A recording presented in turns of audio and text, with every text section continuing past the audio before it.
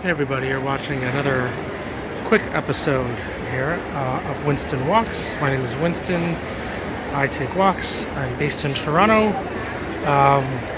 Wanted to make a quick one today because we've got a lot of crazy stuff that's happening in Canada.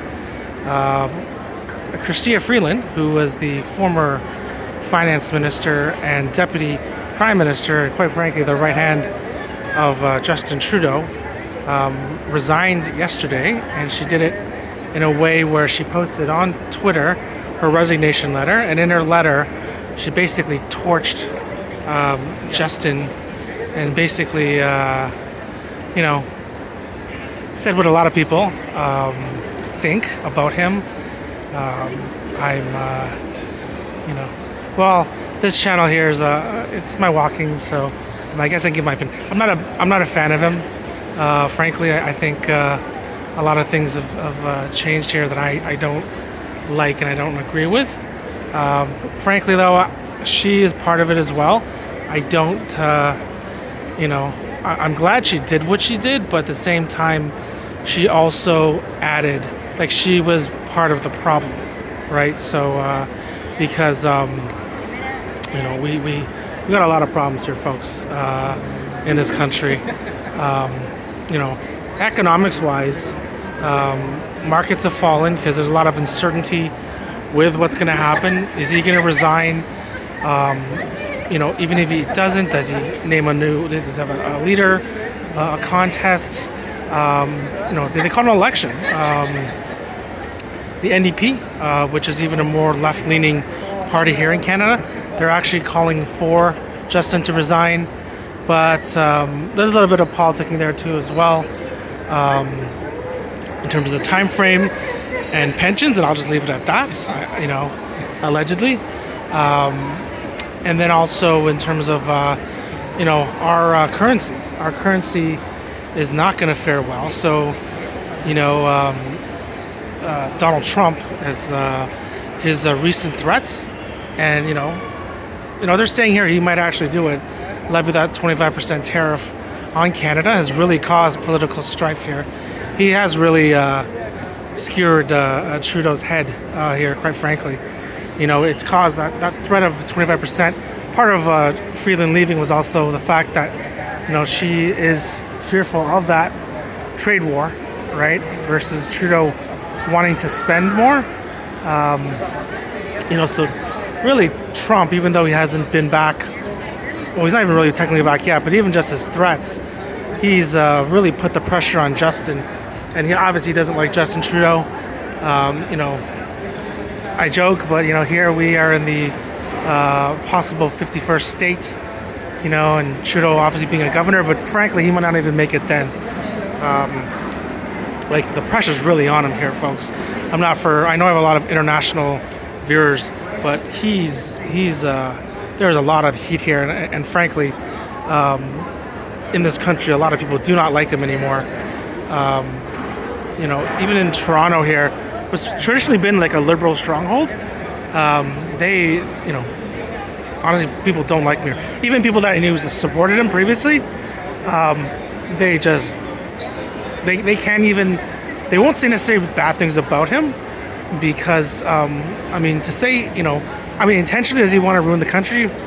I don't know. It's debatable, right? If he's the prime minister, does he really want that on his name with history? But maybe he's just frankly not qualified, doesn't understand things, or I've heard theories that some other people are running the country or making the decisions. The Joe Biden debacle in the States makes you really question that as well. I know there can be tinfoil hat stuff, but Joe Biden, poor guy, really, he's not in great shape, right? To be honest, I don't think he's been in great shape in the last 4 years. Politically, it's going to be a big thing now. In terms of the markets, again, and also for housing, this is really going to affect housing now too, because like I mentioned, whether it's now or a year from now, and Trudeau is out, and the Conservatives come in with Pierre Poilievre, realistically, they have a green light to tighten things up, cut liquidity. Immigration is going to definitely be cut. I think it's in Canada. It's a consensus that our immigration is just a little too aggressive, right? Frankly, they're going to have a lot of problems, even having the people that are temporary here leaving, because in the States, you guys have, I think it's called ICE, where they do take people and they take them away. And I think Trump is talking about more aggressive ways of having immigrants leave, illegal immigrants leave. In Canada, we don't have that, right? Recently, the question was, if how do we know that these people have left, right? That was asked. The media was asking the government that, and basically the answer was, we just hope that they do the right thing and leave, right? So that's kind of the question. And in Canada, we're pretty generous with what we're giving. Our taxes are super high here. For my international viewers, especially you folks in the States. A friend of mine who lives in the States, when I was talking about the tax rates here, I don't know if this means anything to you guys, but he basically was saying we're comparable to like California. He was really surprised, and anyways, and I'm in Ontario, so I know Alberta is a little bit, it's a bit less, but that's going to affect things. So I mean, who knows? The next government may let the housing market, let it go. I mean, let it do its natural thing and possibly collapse. And I know housing is a lot of people, the problem is have their equity here in housing, but if you're going to make an argument for it, and again, I'm not trying to be a fearmonger, but the majority of house owners are folks who are the older generation who have higher net worths. So if you're a government and you want to get the young vote, if you theoretically let the housing market go and if it goes down, it corrects itself. Those folks won't be as wealthy, but they're still going to have wealth on the houses, right? So, just saying, right? For those who say that housing can never go down, and that is a very strong sentiment in Canada, believe it or not. Especially those in the U.S. I know '07 was a big thing. A lot of those documentaries I've watched, friends that I've talked to, especially in the Vegas area, they had a big correction in housing. Canada never experienced that, right? And legitimately, there are people here who believe that housing is going to be is basically it's a store of wealth that can never go down. That's what they truly believe. And then all those policies, those aggressive policies as well. Who knows? Again, if the new government comes in, if they're going to hold those, right? They're extremely aggressive. If you look through, and again, this past liberal government, I've read things where they've purchased essentially debt off the bank's balance sheets, and that sits on the Canadian balance sheet now. And our deficit's about 64 billion, I think it was. So our target was 40. So again, this hurts our currency. Our economy is weak. Our productivity is a lot lower now.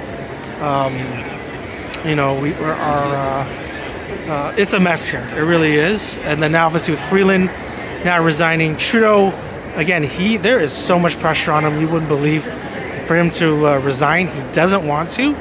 There's rumor has his other ministers are either looking to kill him or they're going to resign, depending on.